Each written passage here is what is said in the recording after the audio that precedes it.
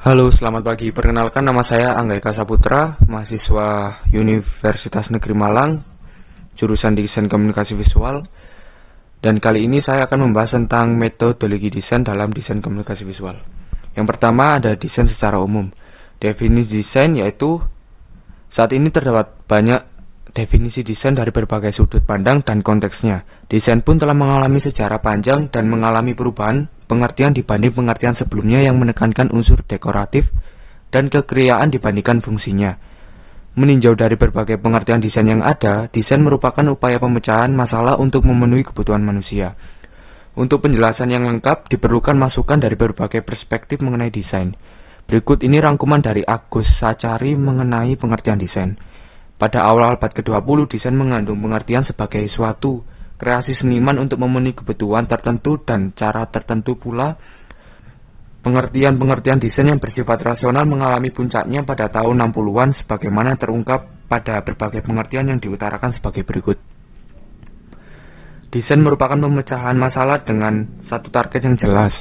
Desain merupakan temuan unsur fisik yang paling objektif. Desain adalah tindakan dan inisiatif untuk mengubah karya manusia.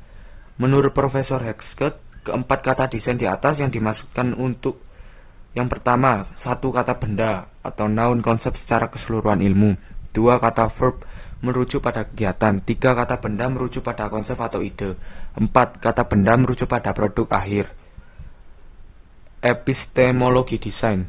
Pada awalnya istilah desain di Indonesia merupakan kata baru dari desain dalam bahasa Inggris. Untuk kata rancang atau rancangan atau merancang, namun kurang mengekspresikan sebuah keilmuan. Kemudian di kalangan keilmuan seni rupa, dibakukan nama program studi di perguruan tinggi atau FSRD, sehingga desain dipergunakan luas dalam keilmuan maupun profesi. Oleh Ruskin dan Morris, tokoh anti-industri di Inggris pada abad ke-19, kata desain diberi bobot sebagai seni berketerampilan tinggi atau art and craft. Sebagai cabang ilmu desain tidak dapat mencukupi dalam dirinya sendiri. Desain merupakan ilmu yang dibangun melalui peminjaman baik secara langsung maupun tidak langsung dari berbagai keilmuan lainnya. Pengetahuan desain dibedakan menjadi 4 kategori pengetahuan. Yang pertama ada pengetahuan tentang objek atau desain objek mencakup sistem susunan, struktur, kualitas fisik, dan bentuk objek. Yang kedua ada pengetahuan tentang praktik, desain praktis, pengetahuan tentang kegunaan, fungsi, dan utilitas objek. 3. Pengetahuan tentang project design, pengetahuan tentang metodologi desain, proses produksi, dan konsumsi. 4. Pengetahuan tentang teori, pengetahuan tentang berbagai aspek teoritis dari desain, baik teori tentang objek itu sendiri atau filsafat desain, dimensi mental atau psikologi desain, dimensi pertukaran atau ekonomi desain, dimensi sosial atau sosiologi desain, dan dimensi estetika desain. Yang kedua ada metodologi. Definisi metodologi adalah metodologi merupakan ilmu yang mempelajari tentang metodologi menurut Kamus Besar Bahasa Indonesia. Metode adalah satu, cara teratur yang digunakan untuk melaksanakan suatu pekerjaan agar tercapai sesuai dengan yang dikehendaki. Cara kerja yang bersistem untuk memudahkan pelaksanaan suatu kegiatan guna mencapai tujuan yang ditentukan. 2. Link sikap sekelompok sarjana terhadap bahasa atau linguistik, misal metode perspektif dan kooperatif. 3. Prinsip dan praktik pengajaran bahasa, MSL, metode langsung dan metode terjemahan. 2. Latar belakang mengapa metodologi desain dibutuhkan. Yang pertama, mendesain adalah kegiatan memecahkan masalah yang berdasarkan pada metode yang sistematik, saintifik, dan serta rasional. Yang kedua, kesejajaran kegiatan desain sebagai kegiatan ilmiah dengan menekankan konsep pada pemecahan masalah desain. 3. Kompleksitas untuk menghadirkan desain terletak pada bagaimana desainer mampu mengutarakan seluas-luasnya masalah yang melingkupi desain. Keempat, menghindari unsur subjektivitas atau layaknya seniman dalam berkarya. Semakin luas desainer mengurangi dan mendefinisikan masalah, semakin objektif yang dihasilkan. Untuk poin yang kedua ada terminologi desain, melingkupi desain bangunan, building design, desain pakaian atau fashion design.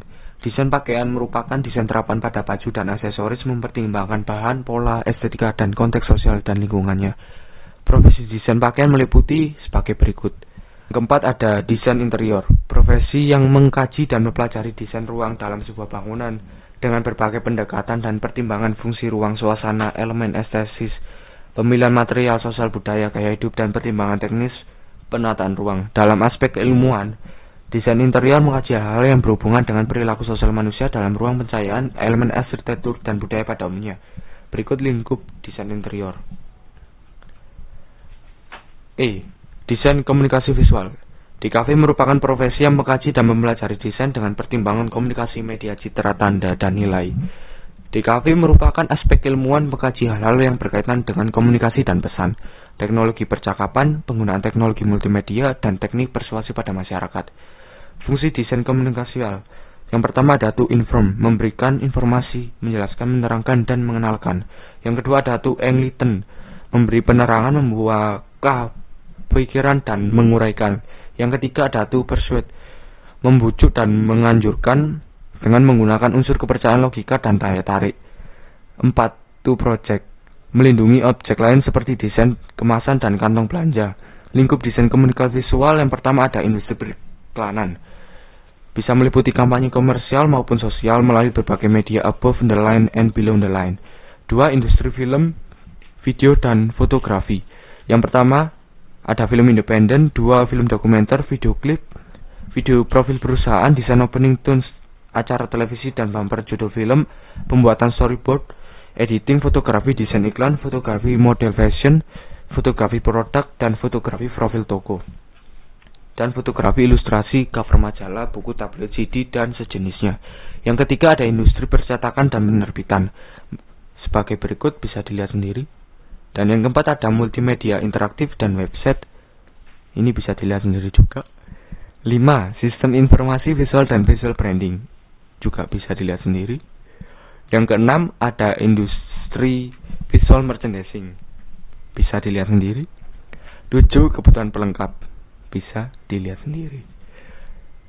Poin yang selanjutnya ada desain komunikasi visual. DKV adalah pelaku yang mewujudkan atau menerjemahkan pesan-pesan abstrak ke dalam wujud konkret yang bisa dilihat. DKV juga merupakan jembatan antara pihak pengirim pesan atau klien yang bisa menerima pesan juga. Kebutuhan masyarakat terhadap desainer profesional sebagian besar bergantung pada kebutuhan memecahkan masalah yang ditimbulkan oleh desain sebelumnya dan penggunaan teknologi maju. Setiap tujuan desain memiliki kombinasi masalah yang berbeda menurut desainer profesional. Tidak hanya mampu menjelaskan hal teknis, melainkan mampu membuat keputusan desain.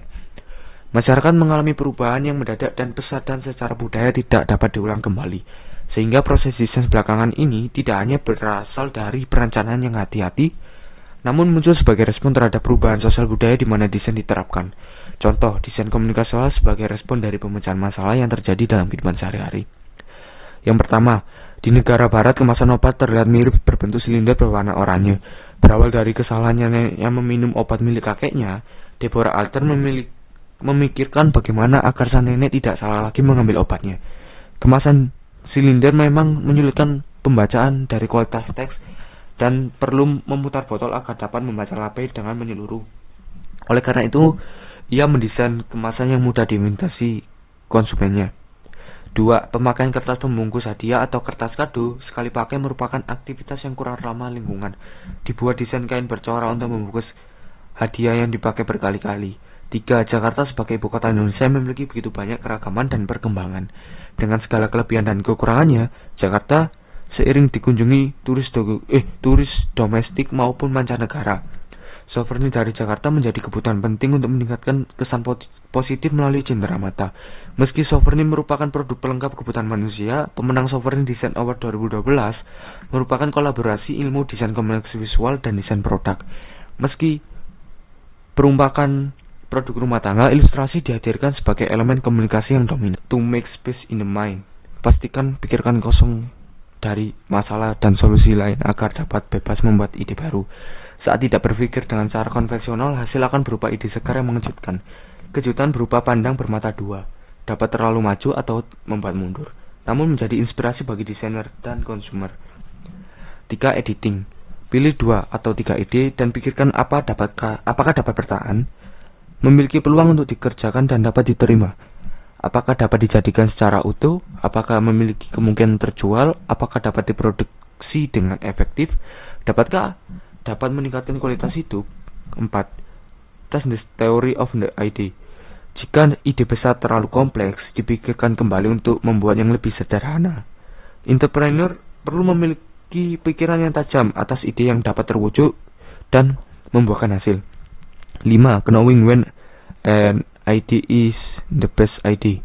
Temukan satu ide terbaik, fokus kembali lakukan survei dan tes. 6. Authorship dan kolaborasi.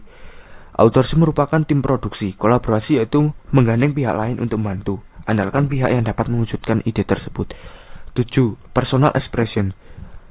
Produk atau kemasan yang memiliki daya tarik emosional tentu akan menarik dan menjaga konsumen untuk setia pada produk. Carilah nama perusahaan atau produk yang melekat untuk di benak konsumen. Alasannya pendek. Orang tidak mungkin salah saja dan tidak dapat diasosiasikan dengan hal yang lain. Beberapa desainer komunikasi visual yang menjadi entrepreneur aktif berikut. Namanya Herman Tantriadi. Berikut karya-karyanya. Poin yang selanjutnya ada proses desain. Proses desain berawal dari pikiran desainer. Pikirkan dipengaruhi oleh pengetahuan. Kabut pikiran atau ketidakberaturan pikiran merupakan hal yang seiring terjadi dalam pikiran manusia. Dapat menimbulkan ketidakberpikiran yang menutupi ruang pengetahuan dan dapat pula menimbulkan pengetahuan kreatif. Dalam The Concept of Mind oleh Gilbert Ryle, 3 elemen utama yang membangun pikiran yang secara bersama-sama menghasilkan pengetahuan yaitu 1. Penalaran Thought yang berurusan dengan fungsi kognitif atau rasio. 2. Perasaan yang berurusan dengan fungsi emosi atau rasa. 3. Kehendak yang berurusan dengan fungsi konatif atau kehendak.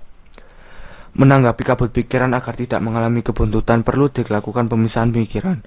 Mana yang merupakan rasio, rasa atau kehendak. Pikiran dapat diatur untuk menghasilkan sifat konstruktif, progresif, produktif, dan kreatif. Contoh renovasi kamar karena ada polusi suara atau redesign packaging untuk meningkatkan penjualan. Proses desain sebagai runtutan rancangan seiring dianggap berupa daftar yang harus dilalui. Meskipun kebutuhan mendasar terhadap sebuah kondisi dapat dibuat daftarnya, tidak semua permasalahan desain dapat didefinisikan memiliki kebutuhan yang sama. Berikut bagannya. Berikut ini beberapa contoh proses desain dalam ruang lingkup desain komunikasi visual. Dapat terlihat bahwa ataupun istilah yang dipakai dalam setiap proses dimulai dengan pengumpulan data, pengolahan desain dengan alternatif, kemudian finishing. Amy E. Armstrong memberi contoh proses desain yang dapat diaplikasikan desain grafis secara umum. Yang pertama dari research, mempersiapkan terus solusi desain. Cari tahu siapa sasarannya, batasan gaya, biaya hidup, waktu, tujuan proses, kumpulkan dan pelajari seluruh materi yang berkaitan. 2. Thumbnails, visualisasikan alternatif ide dengan cepat dengan membuat thumbnails sketsa berukuran 5x8. Menolong menemukan ide dari berpikir, pencarian, dan pengkalibrasian. 3. Raw, setelah selesai eksplorasi, pilih thumbnail terbaik untuk dibuat menjadi desainer di komputer dan mintalah review dari klien. Kemungkinan dilakukan revisi atau membuat alternatif thumbnails kembali. Bisa dilanjutkan dan dibaca sendiri. Yang keempat ada comprehensive. Hasil jadi untuk dimintai approval. Lebih baik jika dapat menunjukkan ke klien contoh hasil cetak. 5. Ready for press. Desain siap diproduksi. File harus dipersiapkan dengan baik. Pilih printer atau percetakan yang dapat mencetak sesuai dengan desain yang telah disetujui agar dapat berhasil dengan baik. Grok memberikan contoh proses desain kemasan dengan studi kasus baking mix, quick and easy to make blueberry muffin. 1. Mengerti, bisa dilihat sendiri, ada poin 1 sampai 6. Dan di bagian tahapan membuat animasi juga ada poin 1 sampai 3. Berikut bagannya yang bisa lihat sendiri. Oke, sekian presentasi dari saya, Angga Eka Saputra. Mohon maaf jika ada salah-salah kata ataupun hal-hal yang kurang mengenakan.